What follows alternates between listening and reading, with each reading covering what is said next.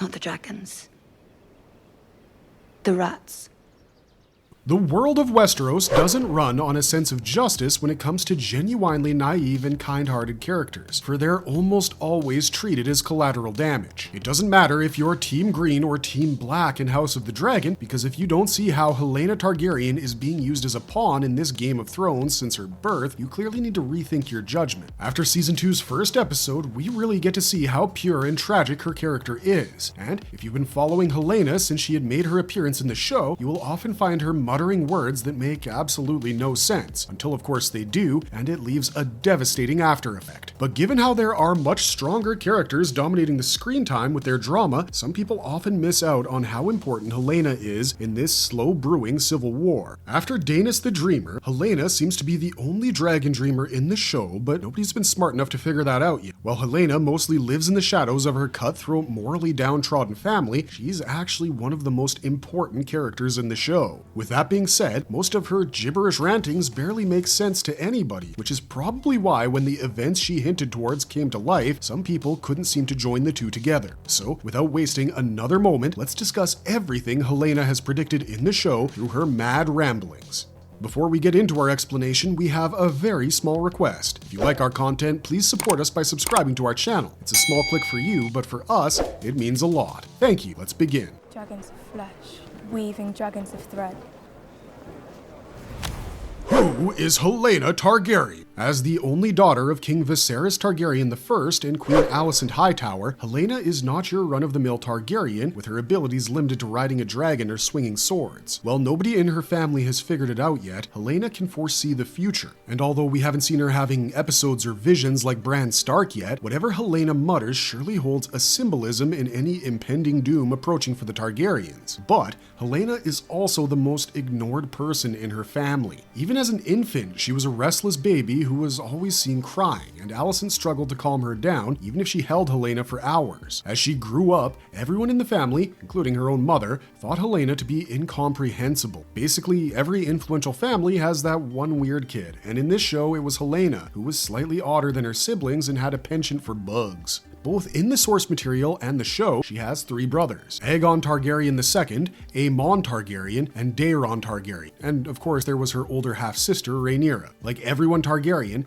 Helaena was also a dragon rider, and in the books, she bonded with her dragon, Dreamfire, at the age of 12. As she grew up, the cold tension between Alicent and Rhaenyra only deepened. Once, in a small council meeting, Rhaenyra proposed a marriage between her eldest son, Jacaerys, with Helaena as a way to bridge the growing gap between the two factions, House Targaryen. While Viserys was pleased with this idea, Alicent stood strongly against it, and eventually wished Helaena to marry her older brother Aegon in the ancient traditions of the Targaryens, so her bloodline could remain pure in order to give the realm its heir when it was the right time. Aegon hated this betrothal. He considered her a simple-minded idiot, but Aemon, on the other hand, believed that if he were to be the heir to the throne, he would have happily obliged his mother's wishes and married his sister. Soon after, following Targaryen tradition and their mother's wishes, Helaena was wed to her elder brother Aegon. Right from the beginning, House of the Dragon draws attention to Helena's lack of ruthlessness or any other Machiavellian traits most Targaryens have. Even then, she's still a part of the Green faction and stands proudly among the Targaryens at Aegon II's coronation in the Dragon Pit. However, she does not involve herself in the daily affairs of the Red Keep or Targaryen politics. Instead, she spends most of her time with her twins, Jaehaerys and Jaehaera. Even as the daughter of Alicent and Aegon II, Helaena is rarely ever taken seriously, especially because nobody can comprehend her gibberish rants, which slowly turn out to be prophecies that go on to change the course of House Targaryen history.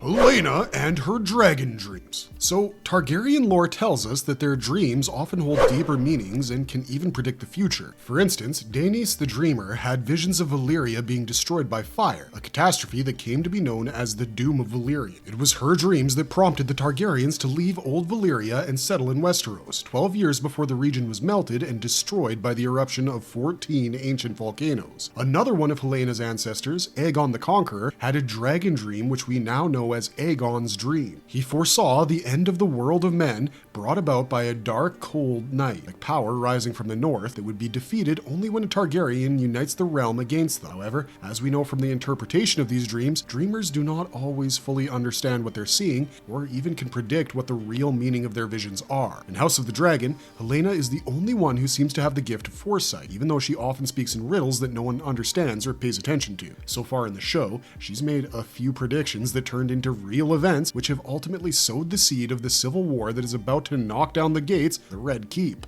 So let's take a look at every dragon dream Helaena has had in the form of her insane ramblings.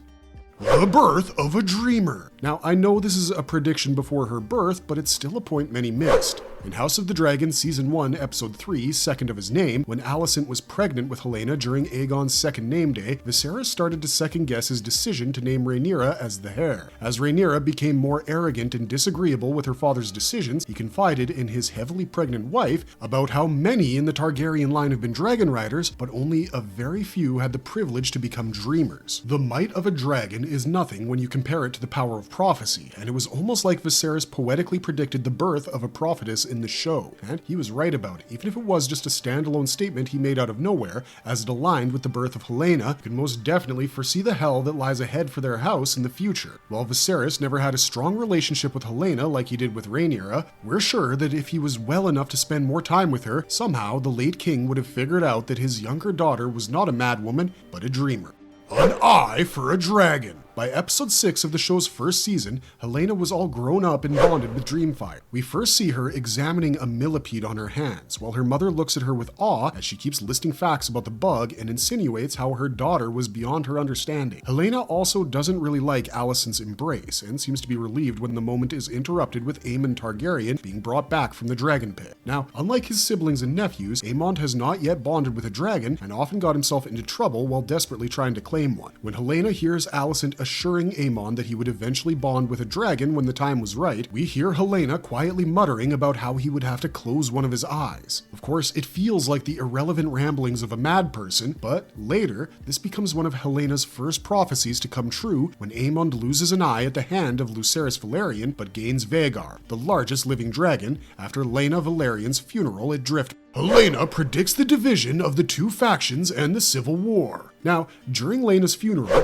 Aegon notices Helena's unusual behavior as she sits alone, engrossed in studying a spider, and begins to mutter her famous spider prophecy that states how flesh of dragons would weave thread dragons of black and green. Then, she crushes the spider with a seashell. Helena's words aren't just random ramblings of a child, they're actually a prophecy carefully hidden in metaphors. This cleverly hints at the Dance of the Dragons, which is the name given for the Targaryen civil war over the royal succession between Aegon II and Rhaenyra. Her mention of weaving thread dragons of black and green represents the fate of the Targaryen dynasty and Westeros being woven. In her prophecy, the loom symbolizes the machine used to weave fabric, and the spool is what holds the thread or the fabric. So, the threads in her vision are the Targaryen children, the so-called dragons of flesh, whose destinies are being intertwined. The two spools in the prophecy represent Alicent and Rhaenyra. In ancient times, weaving was symbolized as the duty of women, and this is crucial because Alicent and Rhaenyra's plot has always revolved around their duties as women, where Alicent had the duty of the queen and Rhaenyra of the heir. At the same time, they also had the cultural duty of bearing heirs, which was a significant part of a woman's role in feudal society. Apart from that, weaving symbolizes the duality of good and bad, the seen and unseen, which we witness through the morally gray areas of growth between the two women who are the main reels of this thread. Here, weaving can also be seen as the destiny of the world, suggesting that the fate of House Targaryen and all of Westeros depends on how these dragon fleshes, or the children of Alicent and Rhaenyra, are woven together from these two women. Furthermore, each thread, when woven, determines the destiny of House Targaryen, and also connects to the Song of Ice and Fire emphasized throughout the show. Rhaenyra once said that Targaryens are made by fire, indicating how her house owns their rule to their dragons. To weave something, you need threads, just as King Viserys mentioned how for Aegon's dream to come true, a Targaryen king or queen must sit on the Iron Throne. In a metaphorical sense, there must be a dragon flesh to thread on the spool in order to weave the Song of Ice and Fire. But as the most obvious interpretation, as the King's Hand, Otto Hightower schemes, it leads to the formation of two factions, Rhaenyra's Black and Alicent's Green. These factions will soon take their real dragons into war in the newly released Season 2 of House of the Dragon. The references to looms, spools, and weaving also suggest how the events of House of the Dragon will eventually be seen as a part of history. Regardless, as Helaena speaks this prophecy, Aegon looks at her in disbelief and disgust, cursing his fate being sealed to marry his mad sister. Soon after witnessing the division in her family and cryptically hinting at the impending war between real dragons, Helaena flies away from Driftmark on her dragon,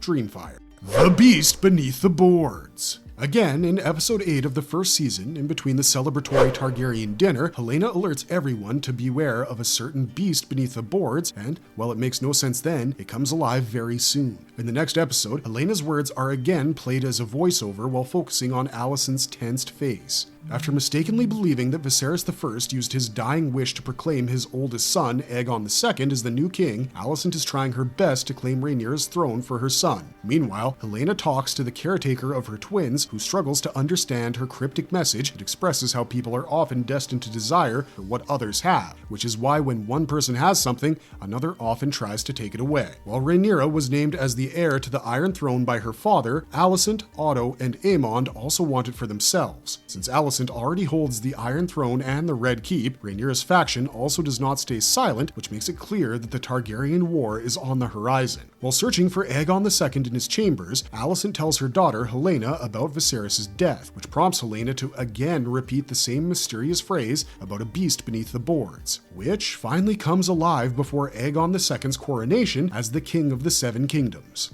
Now, Helena's ramblings are dismissed by those around her as madness, but for us, they're a passive revelation of the events to come. As her brother husband is found, his coronation seems to be going pretty smoothly, with the common people of King's Landing showing their happy approval for their new king. However, the celebration is short-lived as Rhaenys and her dragon Melis burst through the floorboards of the dragon pit, ultimately confirming Helena's warnings by causing chaos and many casualties, just after Aegon is unjustly crowned as the new king. While every member of the Green faction could have been killed by Rhaenys, after giving Alicent and her family a warning look, she flies off on Melis in order to inform Rhaenyra and Daemon about Aegon II usurping the Iron Throne. They killed the boy.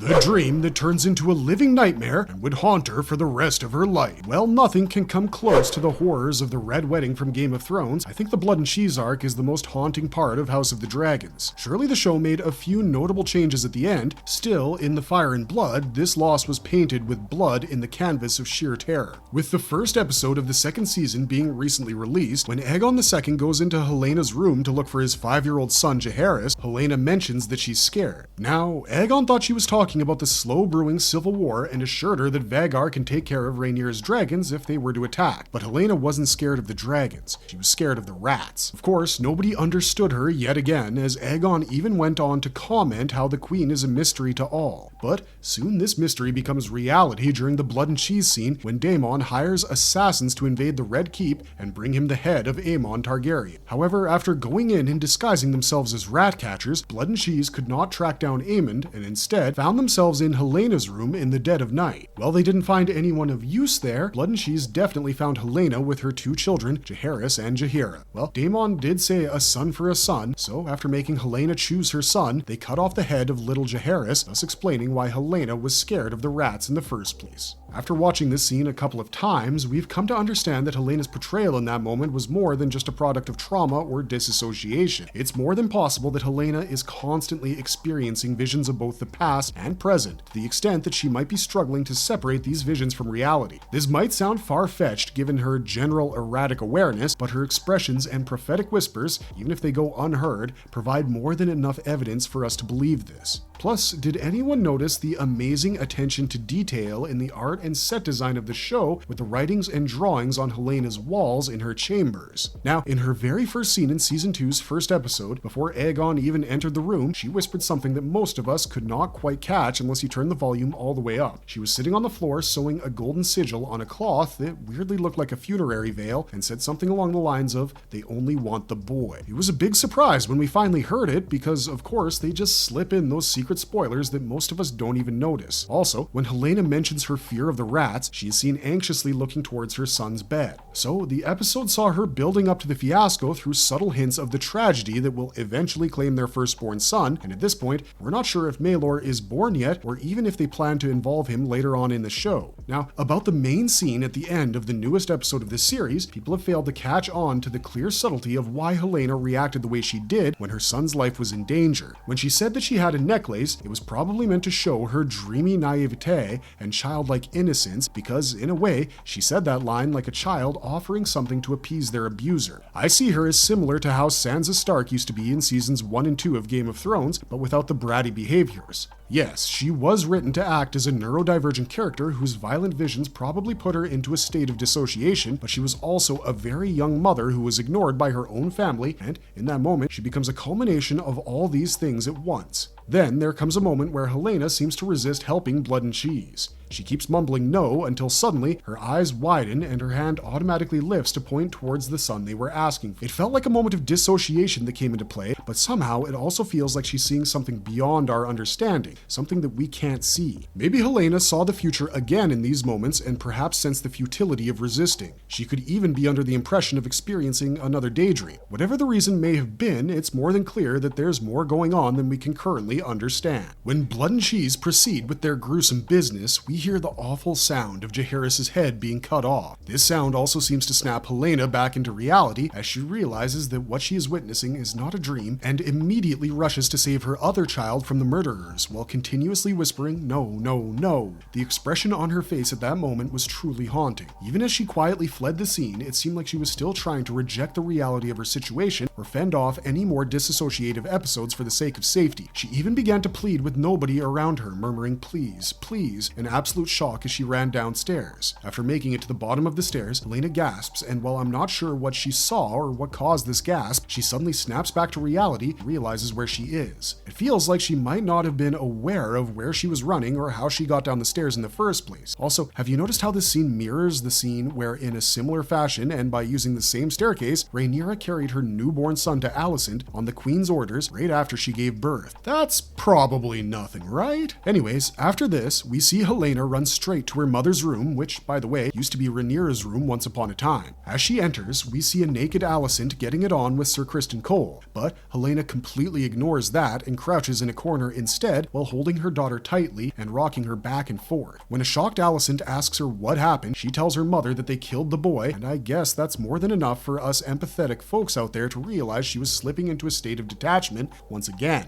We have not seen her process her grief as of yet, an outcome of which we really want to see in the upcoming episodes. We got to admit, we loved the brutal realism of this episode, and how Helena too might have realized her predictions about the rats were coming true. Her depiction of trauma didn't involve screaming at the top of her lungs, but how she acted sensibly as a mother. She knew screaming would draw more attention and would put her daughter's life in danger, so she did what none of us expected her to do. Helena picked Jaehaera up and slowly slipped out before the grief could get to her. If only Sir Criston had done his job instead of doing the Queen, Aegon II's heir might still be alive. If you remember, Criston was the Lord Commander of the Kingsguard. It was his job to guard the door of the King's chamber at night, but he left his post, making him indirectly responsible for this grave tragedy. With that being said, do you think Helena had the presence of mind to process anything about walking into that situation between her mother and the Kingsguard? If she did, we might finally see Alicent and Criston bearing the repercussions of being such hypocrites. What are your thoughts on the matter? Did you enjoy this episode? Where do you think the series is going to take Helena next? Let us know in the comments down below, and if you liked our content, don't forget to leave a like and subscribe to us if you haven't already. Thanks for watching, stay safe out there, and have a marvelous day.